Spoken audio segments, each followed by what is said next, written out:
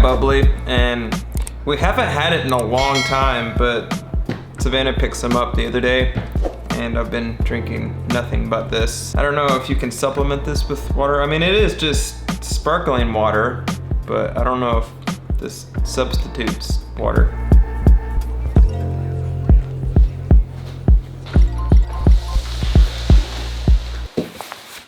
I'm having to put all of my drums back because I just got back from a gig yesterday and I had to take this drum set with me. Today, one of the things that I have to do is I have to start making Ableton sessions for the gig that I'm going on next week. And there's 2 sessions every day, so I have to make a total of, I think, 8 or 10 different sessions. And because of that, I thought it would be a perfect opportunity to teach or walk you through how I make Ableton sessions for live events. So in this video, I'm going to be walking you through start to finish how I import a song and route everything so that it's ready to go for live use. I had to start on it today anyway, and I figured I would make a video because I have to do that too.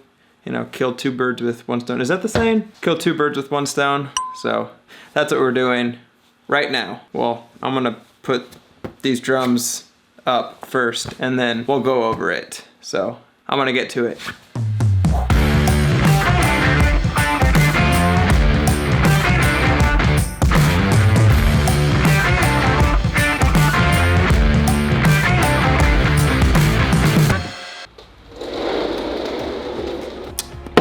All right, that took way longer than it should have, but it's fine.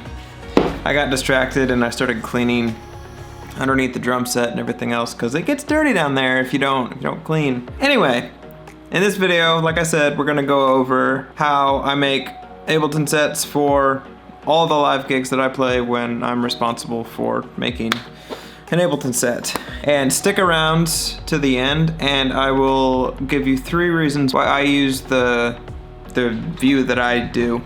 Okay, so I'm here in Ableton, and this is the template that I have set up. So I got a Locators track, this is click track right here, my cue track, drums, a percussion track I labeled Tambo, and then an extra click track just in case we need a little more volume from the click track. I just mute that or unmute that, but that normally stays muted. And then you have your master fader. This is basically what every session starts out as, because I mean, for every session I'm gonna need click, I'm gonna need locators, I'm gonna need cues, and there's always a percussion track and drum track, and I'll explain why those are up there instead of down with the rest of the tracks in a second. To get tracks into Ableton, you have to go up here, hit this little side button. Before I go further, I should mention there's 2 different views in Ableton. There is this view, which is session view, and this view, which is arrangement view. I use arrangement view most of the time, and again, at the end of the video, I'll tell you why I stick to arrangement view 90% of the time. So, back to getting songs into Ableton. I opened this folder up, and I have a couple of different folders here. These are for original songs for artists that I work with, and this is just the tracks folder that for any cover song that we're gonna do. And the first song is actually a cover song, so we're in the tracks folder that contains all of those. So these folders right here are just pulling from my external hard drive. And to add a folder like that, you could just click add folder, go to your external hard drive, and then pick whatever folder you want to be there, and when you click it and hit open, it'll show up there. So that's all it's doing. These are just accessing my external hard drive that way. First song is going to be Battle Belongs, and in this I have the title of the track, the key of the original track so I know if I need to transpose it or not, and the BPM. So I see that it's 81 BPM, and the first thing that I have to do is I have to adjust the timeline so that it is in 81 BPM. Right now, it is currently at 140. You can see that up here. And if you scroll down here, this timeline will highlight 140. To change that, you go over here, and these 2 numbers are your minimum tempo and maximum tempo that it's letting you see in here. So this is set to 200, so if I drag this guy all the way up, it'll be 200. And if I drag it all the way down, it'll be 60. But for this, we need 81, so I'm just gonna go to this minimum right here and type in 81, and then drag the tempo all the way down. Now, for me, I have the songs starting a measure into this little timeline section, and the reason that I do that is because it just gives me an extra measure of nothingness so I can adjust things if I need, or if I need to add something before that song, then I can just click on this and then add time to it. So now we go over to Battle Belong, since our session is set to 81 BPM, which you can see that here, here, and here, and we're going to open up this folder right here, and the first thing that I'm going to do is I'm going to drag all of the tracks that pertain to these pre-built faders, I guess. So I'm gonna grab the guide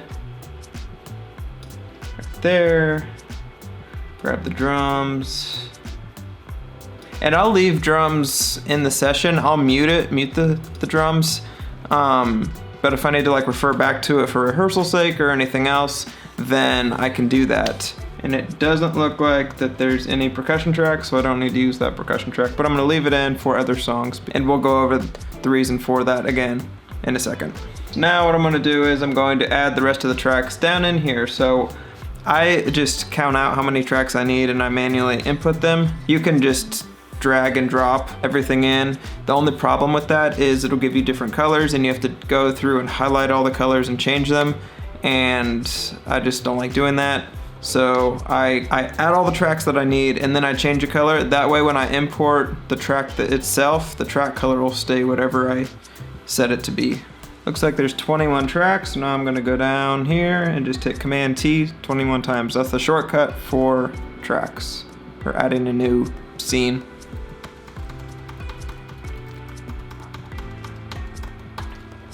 Now that they're all added, you'll notice they're all different colors. This is what I was talking about. If I drag the tracks in now, they'll all be different colors. So I would have to change this color, and I would also have to change the color of the track itself. But if I change that now, when I drag them in, they'll all stay the color of whatever the scene is. So I'm gonna go up here and we'll select blue. And then before I drag them in again, while all of these are selected, I'll group them. And by doing that, you just hit Command G. And the reason that I do that is I can close this off and it makes it nice and easy. And then if you're running stereo tracks, you can just run it stereo from that group, or if most of your tracks are going down like the same channels, like 1 and 2, but then you have like bass and like 3 or 4, then you can go through and separate that one track instead of having to do it for all of the tracks. And you can control the volume of everything easier with that. It's just easier. So now that this group track is created, I'm gonna go up here, and instead of it being sent to the master, I want it to be sent to an exterior out. Basically, that'll let me send it to an interface whenever it's plugged in. Right now, I'm not plugged into an interface, so it's just giving me the option of a stereo or a mono 1 and 2, basically a mono left and right. But because I did that right here, it's all of these tracks are going to be sent to this group, and it's going to be shot out of 1 and 2. And let's say number 9 is going to be bass. All I would do there is, instead of this being sent to the group, I'll just go to exterior out, and let's say like we wanted it to go out of 2 if there was like more than 2 channels. Select that, and instead of it being sent out of the group 1 and 2 right here, if it was like a 3 or something like that, it would be sent out of that specific channel. And that way you can still control all the volumes and everything else, but you have your routing within your group set. I almost forgot, you have to rename the group if you want to. You don't have to, but you probably should, so you know what song it is. And now that I have all of these set, I'm going to go through and highlight everything that I intend on putting in here. And to highlight things, you just hold Shift, and then when you come in here, you'll notice while I'm holding this, if I drop it in like this, it's gonna drop the tracks in one after the other, and I don't want that. And to fix that, all you do is hold Command and then drop them in, and it'll take it from being track, track, track to stacking them on top of each other. Do the same thing for the guitars all the way to the guide. Boom. And again, if I didn't set these colors, all of these colors would be different, and I'd have to go through after setting all of these to be the same color. I'd have to do the same thing for these tracks. So doing it beforehand just makes it a little faster when you're having to do multiple sets and multiple songs. All right, now that I have all of these guys imported, what I'm going to do is I'm going to warp it to that tempo. And by doing that, you just double click on a track, and I always just start with one to make sure that I have the tempo, and then I do all of them. Click warp. Looks like it warped it to the correct tempo, which is 81. And now I'm going to scroll all the way down, select all of them, click warp. And so this will be a good time to talk about why I have drums and stuff like that up here instead of down in this group. So for when I need to transpose things, I don't want to transpose drums, tambourines, or cues or anything like that, but I want to transpose things like electric guitar, bass, choir, all of that. So my workaround to do that and to do it efficiently is I just put all of the drum tracks for every song in the same timeline, because as you go through songs and everything else, you're going to automate the tempo, and that will change and stay in line with the rest of the tracks below it. But when you warp things, it won't warp the drums or the percussion things, because that just sounds bad and weird when you do it. So that's why I group things, and that's why my percussion and cues and stuff are not included in that group, just to keep everything nice and consistent, nice and organized, and to keep it efficient, especially during rehearsal when you need to be quick with that stuff. Now what I'm going to do is I'm going to add a click. You'll notice I didn't add the click track that comes stock, and that's because I personally like using MIDI click instead of the click that's given to you, and that's because when you use a MIDI click, you know that it's going to be in time with the session and Ableton, and it just makes everything much tighter, and you just know that there's not going to be any wonkiness, because if that click is off, that means the tracks are off of what Ableton thinks the tempo is, and you can fix it. To do that, I'm going to tab over, and I have a couple of clicks saved here, and this whole grid I'll go over really quick. Basically what this grid does is if we need to like go into a flow section or we go into a spontaneous section, I just have a couple of time signatures that you always go into, like 4/4, 3/4, all that stuff, 6/8, and those are just my go-tos. But for this, I'll just come over here, Command C or copy, and then go to this drum track area and paste it in. What I'll do after that is I'll just drag this guy all the way out, like so. And then I'll just check it. I'll just go to the middle of the song.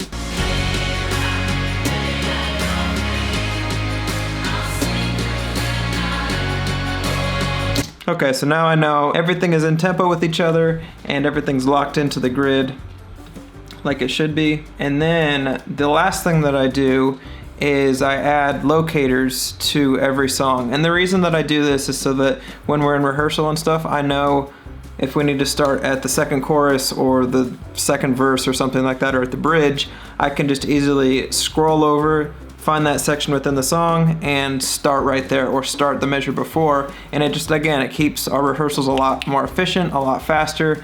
And when you're crunched for time for like gigs and everything else, that's a good thing. To do this, I typically just take the cue track, copy it, and then I paste it. And then I actually change the color to a bright yellow so that I can see it. And then I'll turn the gain all the way down, because you don't need two guides in your ears. And then I'll just go through and kind of find the sections. Intro 2, 3, 4. Okay. It's 1. Verse 1.